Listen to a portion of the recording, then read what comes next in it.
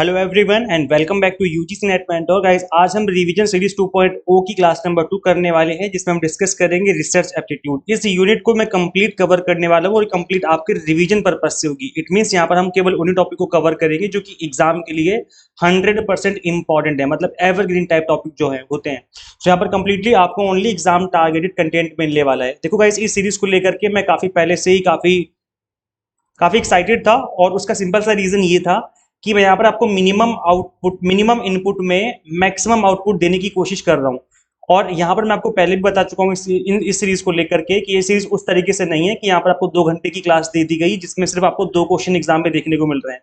यहाँ पर अगर आपको 15 मिनट या 20 मिनट की क्लास दी जा रही है, इट मीन वहां से आपको 4 से 5 क्वेश्चन डायरेक्ट एग्जाम में देखने को मिल जाए। इस तरीके से मेरी पढ़ाने की जो यहाँ पर अप्रोच रहने वाली है। तो इसलिए मिनिमम टाइम में मैक्सिमम आपको आउटपुट मिलेगा। बस आपको सिर्फ एक काम करना है और सिर्फ एक काम करना है, चैनल को सब्सक्राइब करना है, साथ ही बेल आइकन प्रेस कर लेना है। इस वजह से ताकि जितनी भी अपकमिंग वीडियोस में लेता हूं, जितनी भी मैं अपकमिंग क्लासेस लेता हूं, कोई एक सिंगल क्लास आपसे मिस ना हो, क्योंकि यहाँ पर एक ही क्लास आपके लिए काफी इंपॉर्टेंट रहने वाली है। आपकी जो प्रिपरेशन है उसमें काफी हेल्प करेगी, आपको अच्छा स्कोर करने में ये सीरीज काफी हेल्प करने वाली है। सो मेक श्योर आप इस चैनल को सब्सक्राइब जरूर कर लें और साथ ही इस वीडियो को एंड तक जरूर देखें विदाउट स्किप करते हुए। This is about me. जैसे कि आप सभी को पता होगा, अभी तक आपने इस चैनल को सब्सक्राइब नहीं किया है, सो मेक श्योर आप इस चैनल को सब्सक्राइब कर लें ताकि आपको अपकमिंग वीडियोस के सभी नोटिफिकेशन मिलते रहें। आप हमें टेलीग्राम, इंस्टाग्राम, फेसबुक पर फॉलो कर सकते हैं। इन सभी के लिंक मैंने डिस्क्रिप्शन बॉक्स में, कमेंट बॉक्स में दिए हुए हैं। इसके अलावा गाइस, आप एक इंपॉर्टेंट टॉपिक सीरीज है, आप इसको भी फॉलो कर सकते हो। यहाँ पर भी मैंने आपको लास्ट ईयर 1 2 3 4 इस तरीके से क्लासेस करके पढ़ाया था। तो यहाँ पर भी आपकी जो प्रिपरेशन है वो मिनिमम टाइम में इंपॉर्टेंट टॉपिक कवर हो जाएंगे इसके थ्रू भी। तो चलिए स्टार्ट करते हैं, डिस्कस करते हैं। सबसे पहले हम डिस्कस करेंगे रिसर्च क्या होती है। So research is the process of investigating a topic और idea to create new knowledge. याद रखिए, यहाँ पर किसी न्यू नॉलेज की क्रिएशन पर ध्यान दिया जा रहा है, या फिर कोई अगर एग्जिस्टिंग नॉलेज है, यूज एग्जिस्टिंग नॉलेज, उसको यूज करते हुए आप कुछ नए तरीके, कुछ नए आइडियाज निकालो, कुछ नया जनरेट करो। तो उसको क्या कहा जाएगा? उसको कहा जाएगा research. So it involves collecting, organising, analysing evidence to understand a topic and increase the body of knowledge. देखो गाइस, यहाँ पर कंप्लीट प्रोसेस ही आपको बता दिया कि ये जो आपका प्रोसेस होता है, रिसर्च का प्रोसेस क्या होता है कि आप पहले कलेक्ट करते हो, जो भी लिटरेचर रिव्यू होता है, मतलब इसके ऊपर क्या क्या स्टडी हो रखी है पहले से, उन चीजों को आप कलेक्ट करते हो, उन चीजों को ऑर्गेनाइज करते हो, फिर उन चीजों को एनालाइज करते हो कि इस टॉपिक पे क्या रिसर्च हो रखी है। देन उसके बाद आप उस इन चीजों को समझते हो और अब उस टॉपिक पे आप और उस नॉलेज, उस पर्टिकुलर एरिया की नॉलेज इंक्रीज करने की कोशिश कर रहे होते हो। तो इट मीन्स यहाँ पे जो रिसर्च है वो ये बिल्कुल नया खोजने के ऊपर जोर देती है, या फिर पहले से जो चीज अवेलेबल है उसका यूज करते हुए आप कुछ नया, अगेन कुछ नई, मतलब कुछ नया ही क्रिएट करने की बात की जाती है। तो इसको सिंपल टर्म्स में हम लोग क्या बोलेंगे? शोध बोलते हैं, शोध। ठीक है। तो अगर देखो गाइस, मैं एक्सप्लेन तो हिंदी में ही कर रहा हूँ, तो आई थिंक सभी को समझ में आ ही गया होगा। जो हिंदी मीडियम वाले कैंडिडेट्स हैं, ऐसा तो है नहीं कि बहुत ही मुश्किल लैंग्वेज है जो मैं एक्सप्लेन कर रहा हूँ। टाइप्स ऑफ रिसर्च की अगर हम बात करें तो गाइस, ये आपके एग्जाम के पर्पज से इंपॉर्टेंट है। तो क्वालिटेटिव रिसर्च होती है, क्वांटिटेटिव रिसर्च है, अप्लाइड रिसर्च है, डिस्क्रिप्टिव रिसर्च है। इसके अलावा जो मैंने यहाँ पर एक्सप्लेन कर रखी है, इसके अलावा और भी काफी तरह की रिसर्च होती है, लेकिन ये जो है मेन तरह की रिसर्च है और आपके एग्जाम के लिए इंपॉर्टेंट है। मैं बता दूं, यहाँ पर हिंदी में भी कंटेंट है, तो हिंदी मीडियम वाले घबराए नहीं। गुणात्मक शोध कहते हैं जिसको हम लोग बोलते हैं क्वालिटेटिव रिसर्च, मतलब हम किसी चीज के गुण की बात कर रहे होते हैं, क्वालिटी की बात कर रहे होते हैं। It involves collecting and analysing non numerical data.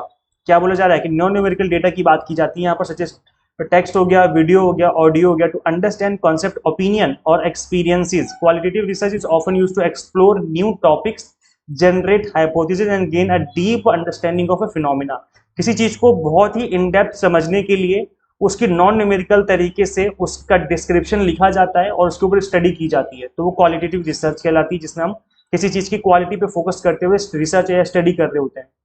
जैसे हम ये जानना चाहते हैं कि एक फेसबुक कोई कंपनी है जिसमें लोग कितने ईमानदार है, कितने एफिशिएंट है, कितने अच्छे तरीके से ईमानदारी से काम करते हैं। तो अब हम क्या करेंगे? हम ऑब्जर्व करेंगे। हम क्या करेंगे? हम वहां के जो स्टाफ है उसको हम ऑब्जर्व करेंगे और उसको हम रिकॉर्ड करते रहेंगे टेक्स्ट फॉर्मेट में, है ना, या फिर इसको ऑडियो या फिर वीडियो फॉर्मेट में भी हम इसको रिकॉर्ड कर सकते हैं। इससे पता चलेगा कि किस तरीके से लोग वहां पर ईमानदारी से काम करते हैं। तो हम अगर इस तरह की रिसर्च कर रहे हैं तो वो क्वालिटेटिव रिसर्च कहलाएगी। क्वांटिटेटिव रिसर्च क्या होती है? It involves collecting and measuring numerical data using mathematical, statistical and computer aided tools. Quantitative research is good for researching a large number of people in short amount of time. तो यहाँ पर अगर आप complete India की population की बात करें तो आपको पता है कि यहाँ पर क्वांटिटेटिव रिसर्च की जाती है, कंप्लीट डेटा इकट्ठा किया जाता है, फिर उसके बाद हम उनको एनालाइज कर रहे होते हैं कि किसकी पर कैपिटा इनकम कितनी, इंडिया की हमारे यहाँ पर जेंडर रेशियो क्या चल रहा है, यहाँ पर लोग कितना पढ़े लिखे हैं, कितना यहाँ पर एजुकेशन का क्या लेवल है हमारे इंडिया में। तो इस तरह की जो रिसर्च होती है क्वांटिटेटिव रिसर्च, जहाँ पर हम लोग न्यूमेरिकल डेटा इकट्ठा करते हैं, उसके बाद हम टूल्स का यूज करते हुए उस पर हम और स्टैटिस्टिकल टूल का यूज करते हुए हम और अच्छे से उसकी इन डेप्थ रिसर्च करते हैं, इन डेप्थ हम डेटा को एनालाइज कर सकते हैं। नेक्स्ट आपका अप्लाइड रिसर्च। अब अप्लाइड रिसर्च में क्या होता है, ये प्रैक्टिकल प्रॉब्लम के सॉल्यूशन पे फोकस करता है कि कोई प्रैक्टिकल प्रॉब्लम है उसको हमें सॉल्व करना है कैसे भी करके। So existing problem such as infrastructure and conservation. Applied research use empirical methodologies, मतलब यहाँ पर एक्सपेरिमेंट किए जा सकते हैं, यहाँ पर इन डेप्थ स्टडी हो सकती है, एक्सपेरिमेंट हो सकते हैं, such as experiment to develop an understanding of new knowledge. तो मतलब कुछ नया रिसर्च करने के लिए जब हम एक्सपेरिमेंट करते हैं, एक्सपेरिमेंट के बेसिस पे हम प्रैक्टिकल सॉल्यूशन निकालते हैं किसी प्रॉब्लम का, तो अप्लाइड रिसर्च कहलाती है। डिस्क्रिप्टिव रिसर्च क्या होती है, जहाँ पे जब चीजों को डिस्क्राइब करते हैं, हिंदी में क्या बोलते हैं, वर्णन करना। हम चीजों का वर्णन करते हैं, डिस्क्राइब करते हैं, डिटेल में लिखते हैं उन चीजों के बारे में, उन चीजों के कैरेक्टरिस्टिक्स के बारे में, विशेषताएं जो होती हैं, systematically and accurately. Descriptive research uses survey, observational studies and case studies to gather qualitative and quantitative data. तो यहाँ पर जो आपका डिस्क्रिप्टिव रिसर्च है, इसमें आपको क्वालिटी क्वांटिटी दोनों ही मिला करके या केस स्टडी करके या ऑब्जर्व करके हम स्टडी कर रहे होते हैं, चीजों को डिस्क्राइब कर रहे होते हैं कि किस तरीके से चीजें यहाँ पर एग्जिस्ट करती हैं। एक्सप्लोरेटरी रिसर्च क्या होती है, नाम से पता चला है कि हम चीजों को एक्सप्लोर कर रहे हैं, मतलब वो आइडियाज, वो क्वेश्चन जो कि अभी तक एक्सप्लोर नहीं किए गए, प्रीवियसली उनको काफी ज्यादा एक्सप्लोर नहीं किया गया है, लेकिन उस पर रिसर्च तो हुई है लेकिन ज्यादा एक्सप्लोर नहीं हुए वो टॉपिक, तो हम उन टॉपिक को उठाते हैं, उस पर इन डेप्थ स्टडी करते हैं। एक्सप्लोरेटरी रिसर्च कहलाती है। वो क्वालिटेटिव, ज्यादातर केस में क्वालिटेटिव ही होती है, लेकिन ये क्वांटिटेटिव टर्म्स में भी हो सकती है, कोई बड़ी बात नहीं होती इसमें। सो गाइस, ये आपके कुछ इंपॉर्टेंट टाइप्स हो गए, बल्कि इसके अलावा भी काफी सारे टाइप्स होते हैं, बट ये आपके एग्जाम के लिए इंपॉर्टेंट है, तो इसलिए हम ये कवर करवा रहे हैं। अब गाइस देखो, मैं इसको ना, इस क्लास को, इस यूनिट को मैं रिवीजन पर्पज से करवा रहा हूँ, ताकि इंपॉर्टेंट चीजों को कवर किया जा सके। अगर आप इन डेप्थ पढ़ना चाहते हो ऑल 10 यूनिट्स, तो उसके लिए आप पेड कोर्स ज्वाइन कर सकते हो, उसकी इन्फॉर्मेशन मैं क्लास के बाद में दे दूंगा आपको। तो आप पेड कोर्स ज्वाइन कर लेंगे तो उसके थ्रू भी आपकी प्रिपरेशन मिनिमम टाइम में कंप्लीट कंटेंट कवर करवा देंगे हम, A to Z। वहां पे एक भी टॉपिक छूटेगा नहीं, इस बात की गारंटी है।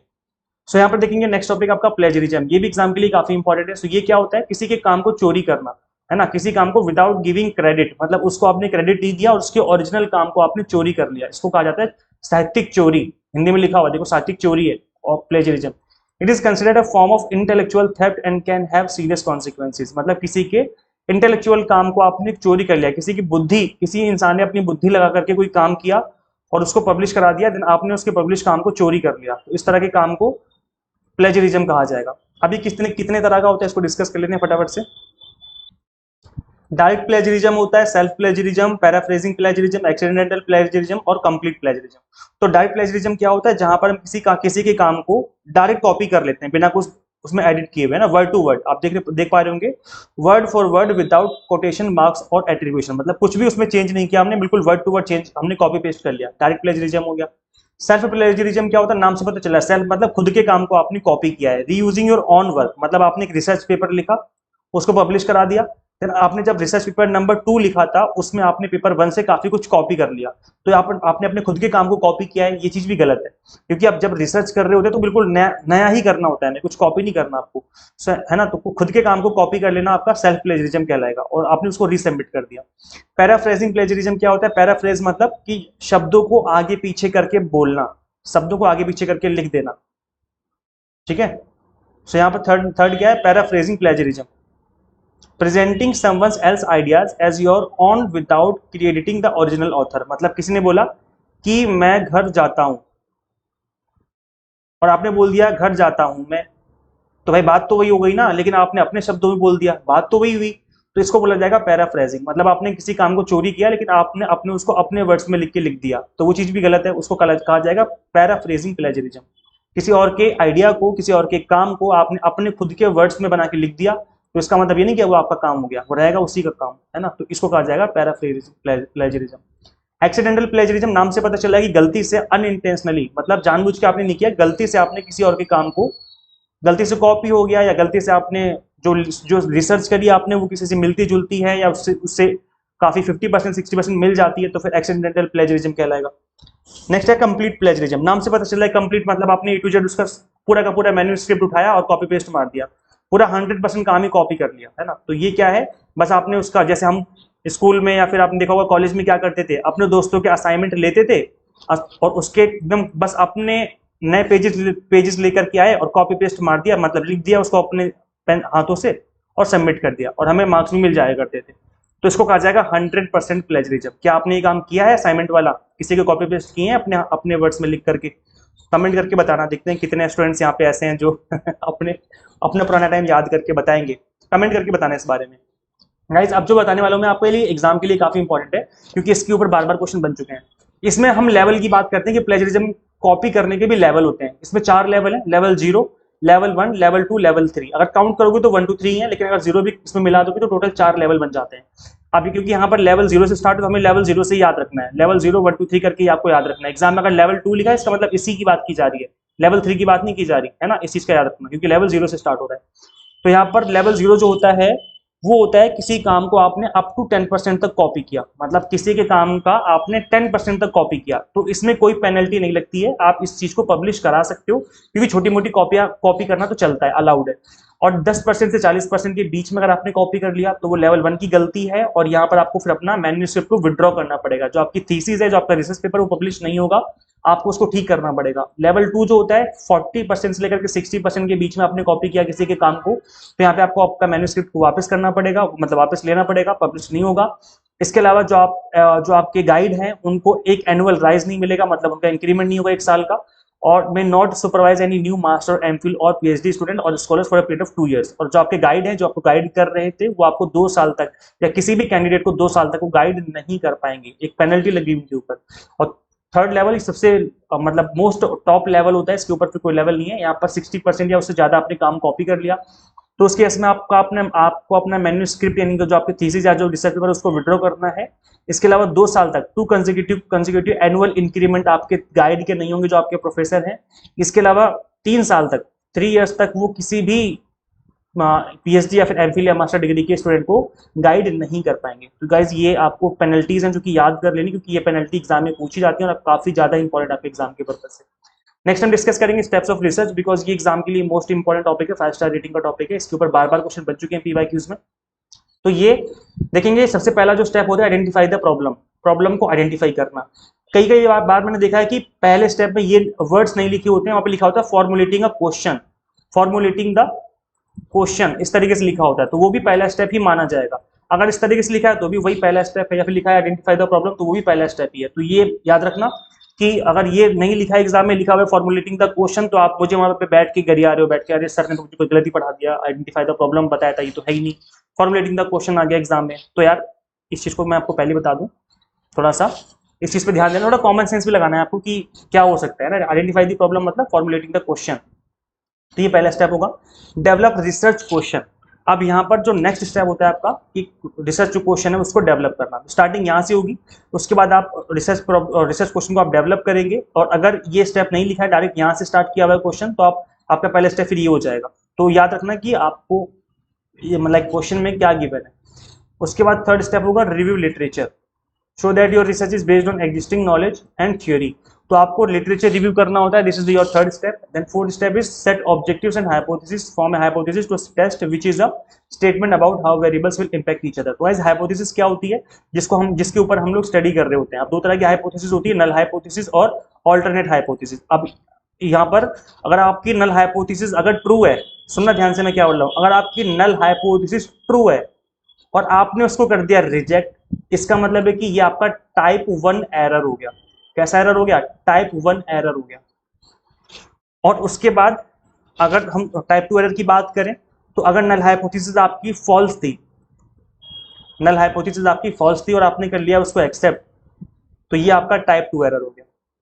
तो ये जो एरर है ना, टाइप 1 टाइप 2 एरर, ये आपके एग्जाम के लिए इंपॉर्टेंट है। कई बार ना इसके ऊपर भी क्वेश्चन पूछे जाते हैं। तो खैर ये तो मैंने इन डेप्थ पढ़ाया हुआ है अपनी क्लास में, तो अगर आप कंप्लीट चीजें पढ़ेंगे तभी आपको समझ में आएंगी, बट यहाँ पे हम क्योंकि रिवीजन पर्पज से पढ़ रहे हैं तो इसलिए मैंने आपको बस ऊपर से बता दिया है। तो ये आपका इस तरीके से हाइपोथेसिस बनाओगे। फिर लास्ट स्टेप आएगा चूज ए स्टडी डिजाइन, है ना। उसके बाद जब आप मतलब किस तरीके से आप रिसर्च करने वाले हो, क्या किस तरीके से आप डेटा कलेक्शन करोगे, किस तरीके से आप एनालाइज करोगे चीजों को, देन उसके बाद आपका ये वाला स्टेप आता है। देन आप डेटा कलेक्शन करना स्टार्ट कर देते हैं 6th स्टेप में। देन आप प्रोसेस एंड एनालाइज करते हैं डेटा को, देन आप रिपोर्ट राइटिंग करते हैं। This is your the last step. तो ये स्टेप्स हैं, इनको आपको अच्छे से याद कर लेना। अच्छा, कुछ स्टूडेंट्स को रिसर्च पेपर लिखना होगा, क्योंकि यहाँ पर आपको पता है कि अगर आपके पास रिसर्च पेपर होगा तो अगर आपका असिस्टेंट प्रोफेसर इंटरव्यू होगा तो वहाँ पे आपको प्रेफरेंस दी जाती है। तो अगर आपको रिसर्च पेपर लिखना नहीं आता है तो इसके ऊपर मैंने एक बिगिनर्स गाइड बनाया हुआ है, स्टेप बाय स्टेप एकदम बिगिनर्स गाइड, मतलब आपको कुछ नहीं पता बिल्कुल जीरो से मैंने आपको बताया हुआ कि किस तरीके से आपको टॉपिक चूज करना है, कैसे आपको रिसर्च करनी होती है, और इसके बारे में कंप्लीट बेसिक चीज मैंने आपको समझाया हुआ है। तो इस वीडियो का लिंक मैं डिस्क्रिप्शन बॉक्स, कमेंट बॉक्स में दे दूंगा। अगर आप रिसर्च पेपर लिखने के इच्छुक हैं कि अगर एग्जाम के बाद जैसे जुलाई अगस्त में आप चाहें तो मैं बाद में मतलब लिखूंगा पेपर, लेकिन अभी नहीं, कि आपका तो एग्जाम है अभी, तो आप इस वीडियो को अभी सेव कर लीजिए, या फिर आप इसका लिंक मैं आपको दे दूंगा डिस्क्रिप्शन बॉक्स में, तो वहां से आप एक बार इसको गो थ्रू कर लेना। रिसर्च एथिक्स पे क्वेश्चन बनते हैं इस बार बार। तो रिसर्च एथिक्स क्या होती है? जिसमें आप ऑनेस्टी एंड इंटीग्रिटी पाई जाती है, मतलब आपने ईमानदारी से काम किया हो, प्रोटेक्शन ऑफ ह्यूमन सब्जेक्ट, अगर आपने ह्यूमन पे स्टडी कर रहे हो तो उसकी जान को कोई नुकसान ना हो, एनिमल की जान को नुकसान ना हो, रिस्पॉन्सिबल पब्लिकेशन हो, पैसे देकर के आपने पब्लिकेशन ना करवाया हो, कॉन्फिडेंशियलिटी मेंटेन रहे आपके रिसर्च में, किसी के प्राइवेट मतलब किसी के प्राइवेसी आपकी जो है उसको नहीं खोलना है, प्राइवेट डेटा को लीक नहीं करना है, किसी के कॉपीराइट या इंटेलेक्चुअल प्रॉपर्टी राइट्स को आपको कॉपी नहीं करना है, उसको रिस्पेक्ट देनी है, अगर आपको लेना ही है कॉपी करना तो उसको प्रॉपर क्रेडिट देना है, ऑब्जेक्टिविटी होनी चाहिए, बायसनेस नहीं होनी चाहिए आपके काम में, है ना। तो ये जो है आपके रिसर्च एथिक्स होते हैं जो कि आपको अपनाने होते हैं। इसके अलावा गाइस देखो, रिसर्च प्लेजरिज्म सॉफ्टवेयर भी आज के टाइम पे एग्जाम में काफी ज्यादा पूछे जाने लगे हैं, तो ये आपको याद कर लेना क्योंकि एग्जाम के लिए इंपॉर्टेंट है। अभी जो लास्ट एग्जाम हुआ था ना, इसमें टर्निटिन के ऊपर क्वेश्चन पूछा हुआ था, अभी मैं बता रहा हूँ, जो अभी लास्ट एग्जाम हुए थे जनवरी 2025 की बात है, तो उसमें आपके एग्जाम में टर्निटिन के ऊपर क्वेश्चन पूछा हुआ था कि ये बताओ कि इस चारों सॉफ्टवेयर में से आपका रिसर्च प्लेजरिज्म सॉफ्टवेयर कौन सा है, तो उसमें टर्निटिन जो है आपका राइट आंसर दिया हुआ था। तो इसलिए मैं बोल रहा हूँ कि इन सॉफ्टवेयर को याद कर लो क्योंकि एग्जाम के लिए इंपॉर्टेंट है। तो उसमें ग्रामरली हो गया, क्वाटेक्स्ट हो गया, टर्निटिन हो गया, कॉपी लीक्स हो गया, plagiarism detector, small SEO tools, iThenticate हो गया, flag scan, Copyscape, pro writing aid, unique check हो गया, पेपर रेटर, प्लेजरिज्म हो गया, Scribbr, dupli checker, pre pre post जैसे हो गया, इनेगो, प्लेजरिज्म चेकर हो गया, एंड प्लेजियम हो गया। अब जो कुछ सॉफ्टवेयर है, अच्छा एक सॉफ्टवेयर मैं बता दूं जो कि गवर्नमेंट ने दिया हुआ है, अलाउ किया हुआ है यूनिवर्सिटीज को, तो वो है आपका शोध शुद्धि, या इसका नाम याद कर लो, शोध शुद्धि। ये शुद्धि जो है ना, शुद्धि का मतलब है कि चेक करना कि प्लेजरिज्म तो नहीं, मतलब चोरी तो नहीं कर रखी, तो उससे शुद्धि आपका पता चलता है कि कितना शुद्धि है आपके रिसर्च में, तो ये शोध शुद्धि करके है। इसके अलावा शोध गंगा है, शोध गंगोत्री है, इस तरह की वेबसाइट्स भी हैं जहाँ पे आप थीसिस हो गए, आपके रिसर्च पेपर हो गए, या आपका रिसर्च प्रपोजल हो गए, वो आपको देखने को मिल जाते हैं। तो इसी के तरीके से शोध गंगा, शोध गंगोत्री, इसी तरीके से शोध शुद्धि भी है जो कि प्लेजरिज्म से रिलेटेड है, और यहाँ पर जो है आप प्लेजरिज्म चेक कर पाते हैं कि किस लेवल का प्लेजरिज्म आपके वर्क में हो रखा है। हम इस बात कर लेते हैं फॉर्मेट की और रेफरेंसिंग स्टाइल की, बिकॉज इसके ऊपर भी क्वेश्चन पूछे जाते हैं। सो एपीए स्टाइल जो होता है, इसमें ऑथर का लास्ट नेम पहले आता है, ऑथर का फर्स्ट इनिशियल नेम आता है, उसके बाद हम यहाँ पर पब्लिकेशन का ईयर आता है कि आपने किस ईयर में पब्लिकेशन कराया था, उसके बाद आर्टिकल का टाइटल आ जाएगा, उसके बाद पब्लिकेशन जो मतलब जिस पब्लिशर ने पब्लिश किया है वहां पर उसका लास्ट में नेम आ जाएगा।